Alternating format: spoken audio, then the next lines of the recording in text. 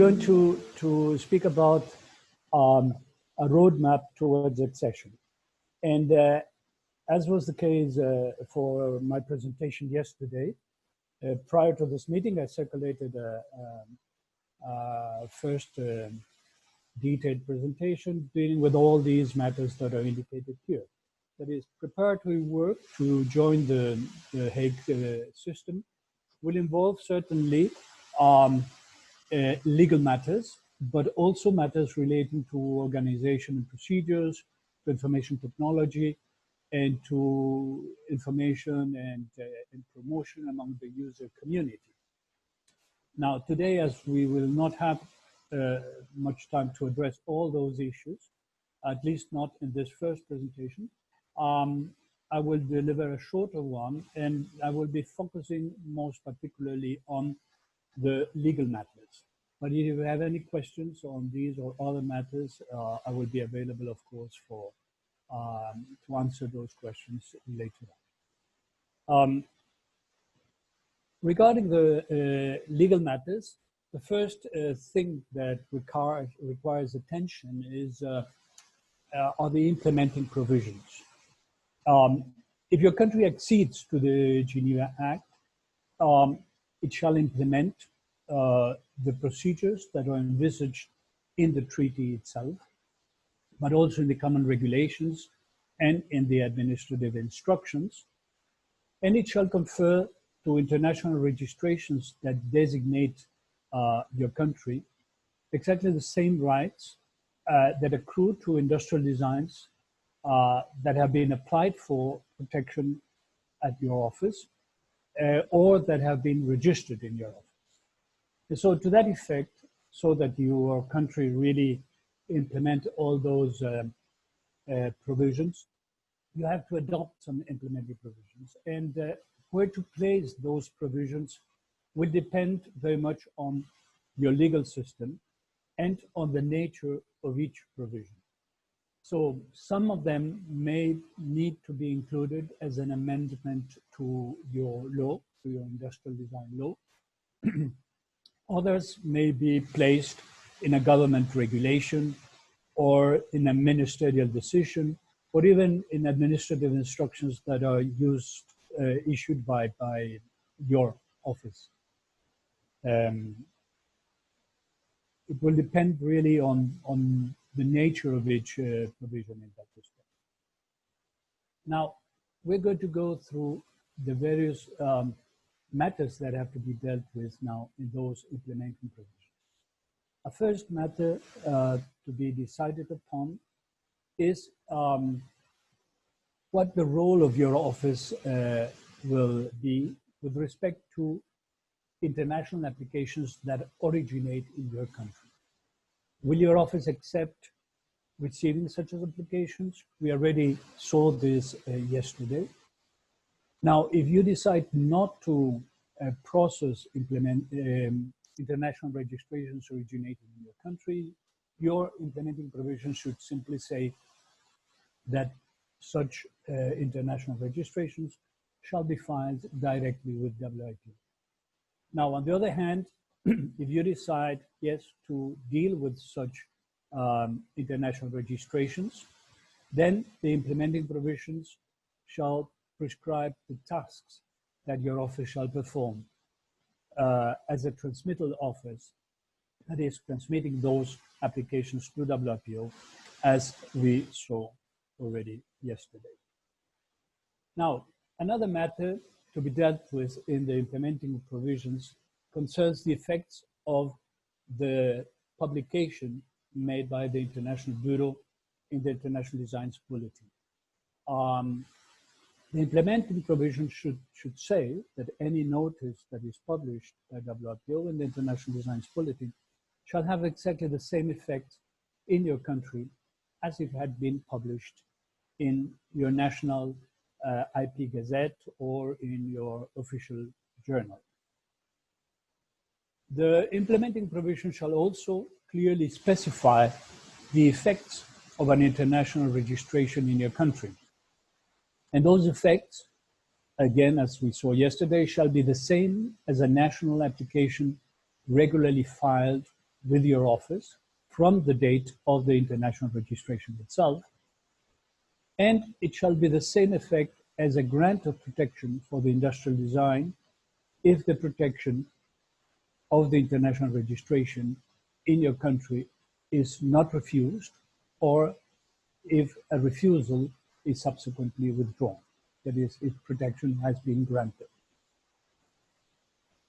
With respect to the possible grounds of refusal, the implementing provisions shall prescribe that these grounds shall be the same substantive grounds envisaged in your law to refuse protection for a design for which registration was requested directly at your office. The implementing provision shall also clearly specify that there shall be no refusal on formality grounds different from those envisaged in the Geneva Act, because as we saw already, formality requirements have already been examined by WIPO in the course of the processing of international applications. Now, if your law provides for the opposition by a third party to the registration of a design, then the implementing provisions shall prescribe that the relevant opposition procedures shall apply to any international registration that has designated your office. The implementing provision shall also specify that your office shall follow the Hague system procedures for sending notifications to WIPO regarding refusals and grant of protection, both in the common regulations and the administrative instructions are quite detailed with regard to such procedures. Very importantly, your implementing provisions shall also prescribe that the holder of an international registration that has been objected by your office or refused protection by your office shall enjoy the same remedies as if the application had been filed directly with your office. And such remedies shall at least consist of the possibility of a re-examination or a review of the refusal that you have issued, or an appeal against that refusal. The implementing provisions shall also specify the date as from which an international registration shall enjoy protection in your country, if protection is granted or is not refused. And in most countries, such date is the date of the international registration itself. Regarding the duration of protection, the implementing provisions shall prescribe that if the international registration is renewed every 5 years, it shall enjoy the same maximum duration of protection as a design registered directly at your office, provided that such protection is at least of 15 years. It may be longer also, as we saw yesterday, and we may see later on today. Maybe 20, 25 years, but at least it has to be 15 years.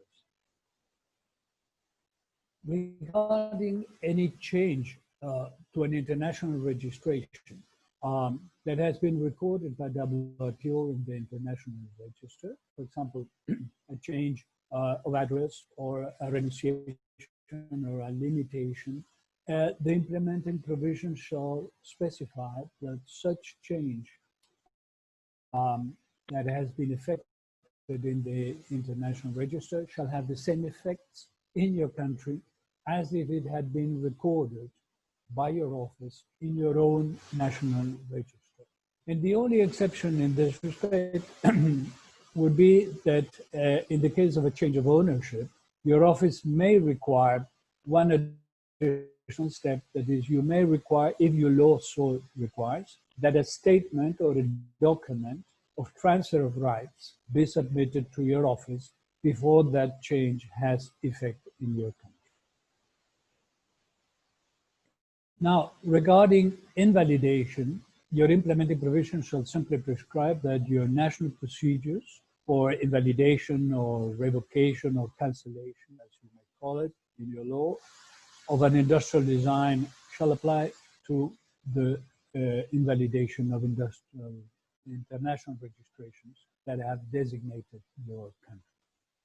And finally, very importantly, your implementing provisions shall clearly prescribe that any international registration certificate issued by WIPO or any extract from the international register or a copy of a certified copy of a recording in the international register that bears the seal and the signature of WIPO shall be exempted from any type of certification, authentication, or legalization in your country, which means that no authority in your country, for example, a court, shall require any further certification of such documents that have been issued by WIPO.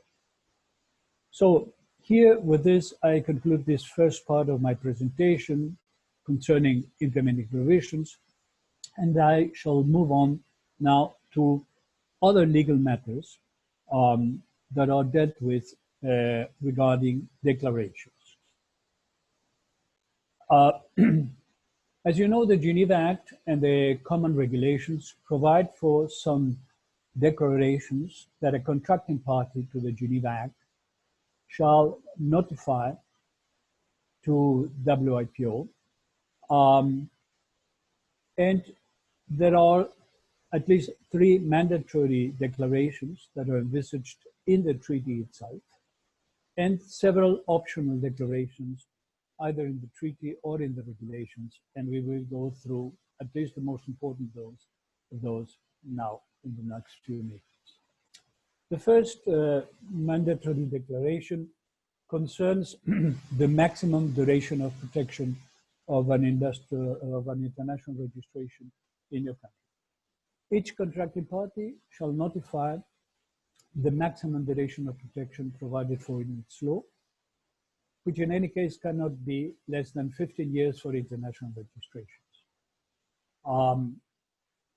At present, most members of the Hague Union confer protection to international registrations for a maximum of 25 years, but many other members confer such protection for up to 15 years, which is the minimum required by the Geneva Act. There are only 2 members that grant protection for other maximum periods of 20 or 50 years. A second mandatory declaration concerns deferment of publication. And here it will depend very much on what your law says. If the law in your country provides for a period of deferment of publication that is less of 30 months, you shall notify this declaration to WIPO, because this shall have an effect on the length of the deferment period that is allowed by WIPO in the case your country has been designated. And so far, 18 countries have declared periods of deferment of publication that are shorter than 30 months. Now, it may also be that the law in your country does not allow for deferment of publication. And if so, your country shall notify this declaration to WIPO so that whenever your country is designated in an international registration, WIPO will not defer its publication. So far, 9 countries have declared that they do not allow deferment of publication, as you see here. Then we have a list of optional declarations, and this is not an exhaustive list, the one that I'm presenting you here, but only some of the most frequently made. If your country decides that your office will not receive international applications, as we saw earlier, by local applicants, your country shall notify this declaration to WIPO. And as a result, any application that originates in your country shall necessarily be filed directly at WIPO. And this is an optional declaration that has been made so far by 18 contracting parties. Then there are some optional declarations requiring additional mandatory content for an international application. And this additional mandatory requirement, additional requirements, may concern the identity of the creator or description or claim. And if the country that has made such declaration is designated, then WIPO will check whether the application contains this additional element or not. But these declarations are not so frequent. As you may see, very few countries, because they are subject to a double requirement. On the one hand, the additional element must be essential to determine the filing date of an application in the country concerned. And moreover, the office requiring that additional element must be what is called by the treaty itself an examining office. So let us see what an examining office is in the terminology of the Geneva Act. It is an office, as defined in the Geneva Act itself, an office that carries out ex officio a novelty examination of industrial design applications.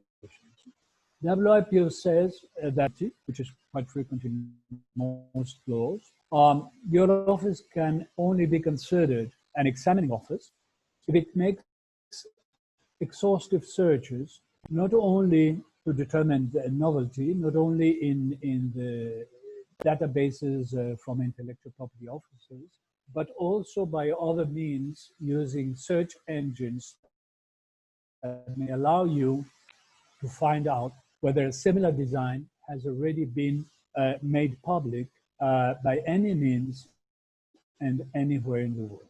And so far, only 13 countries, the ones listed here, have declared that their offices carry out such exhaustive searches and should be considered examining offices in the sense of the Geneva Act. Now, if your law requires that the application for the protection of a design be filed in the name of the creator, your country may make this declaration here. So far, 5 countries have made such declaration. Whenever an application is filed by someone else than the creator, then the applicant must identify the creator and must state that the application has been assigned to him by the creator. Another optional declaration concerns unity of design. And as you know, an international registration under the Geneva Act may contain up to 100 designs. And some countries require that an application should contain only one design, or in some cases, for some other countries say, well, we accept several designs, provided that all those designs conform a unity of design or belong to the same set of articles. And otherwise, the application is going to be split into or divided into several different applications. If your law so requires, then your country may notify a declaration of unity of design and require such a division.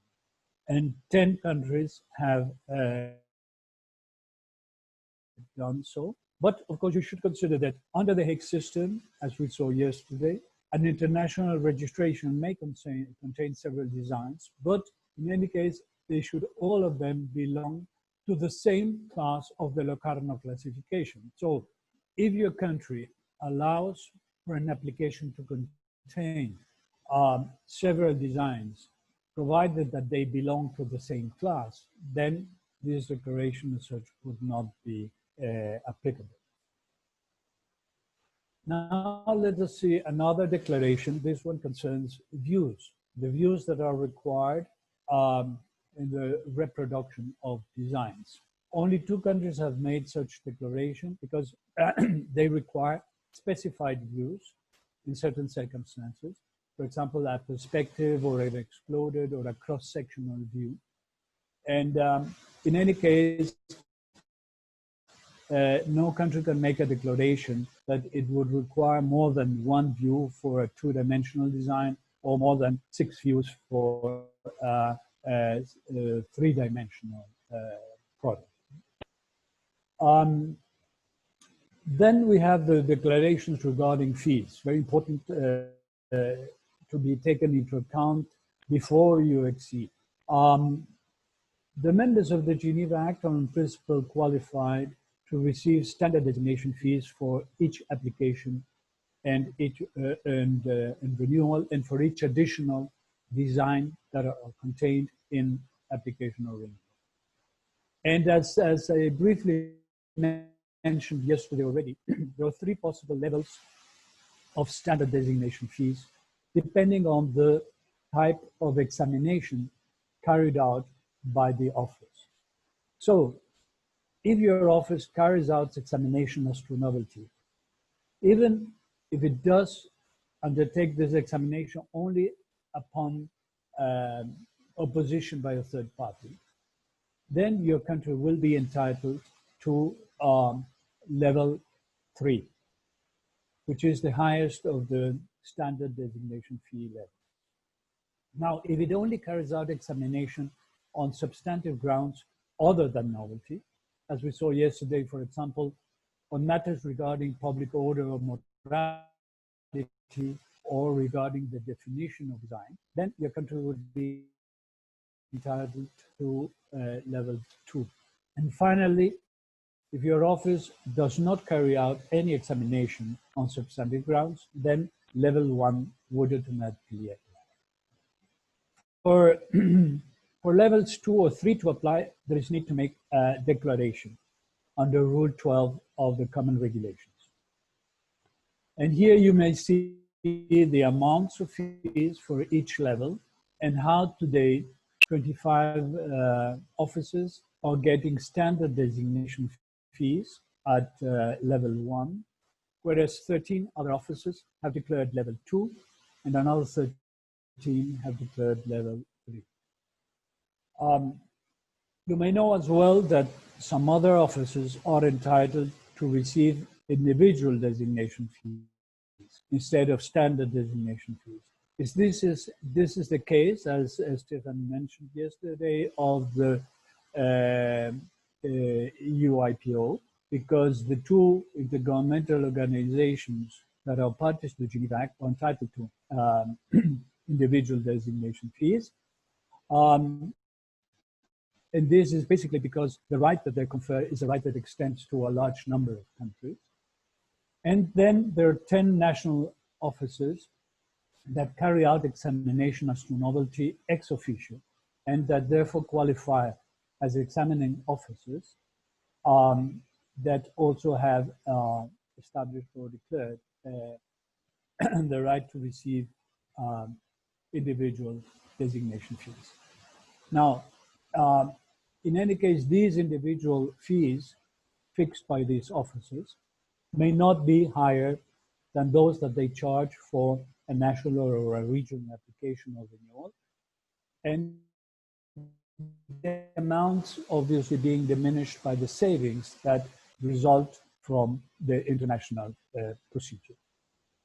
Now, regarding the refusal period, it is important to take into account that any country whose law provides for the possibility of a third-party opposition to registration, or which is an examining office, may notify a declaration extending the refusal period up to 12 months instead of 6 months.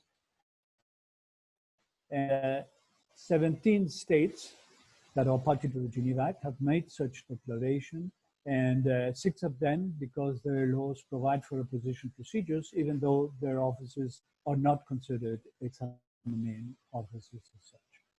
And finally, regarding a change in ownership, your law may require that any person requesting such a change shall submit to your office a statement or a document certifying the transfer of rights, as I mentioned a few minutes earlier. And this is so, your country may notify this declaration, and as a result, any change in ownership that has been recorded in the international register will only have effect in your country if the relevant statement or document is submitted to your office in due course. And with this, I conclude the review of optional declarations that can be made upon accession to the Geneva Act. But before I conclude my presentation, I would like to make a quick reference to another 3 matters that are of a legal nature. And these are legal matters that may be the object of some information to be conveyed to WIPO, even though not in the form of a declaration. They concern priority claims, identity of the creator, and design description. As you know, under the Geneva Act, the applicant may claim priority of an earlier filing. However, WIPO does not collect priority documents as such. But your office may require that the holder of the international registration that is claiming priority of an earlier right submit to you a certified copy of the earlier application within a given period. And if so, you should ask WIPO to inform users of that requirement, both through the Hague Guide for Users and in a note to one of the items in the international application form. Now, if your law requires the applicant to indicate the identity of the creator, but your country does not qualify to make such declaration under the Geneva Act or under the regulations, you may nevertheless ask WIPO to inform users of that requirement also both in the Hague Guide for Users and in a note to one of the items, item 11 of the international application form. And finally, if your law requires the applicant to provide a description of the industrial design, but your country does not qualify to make the relevant declaration under the Geneva Act, you may nevertheless inform WIPO and ask WIPO to inform users of this requirement, again, through the Hague Guide for Users and in another note, in a note to item 9 of the international application form. So here I conclude my presentation this afternoon.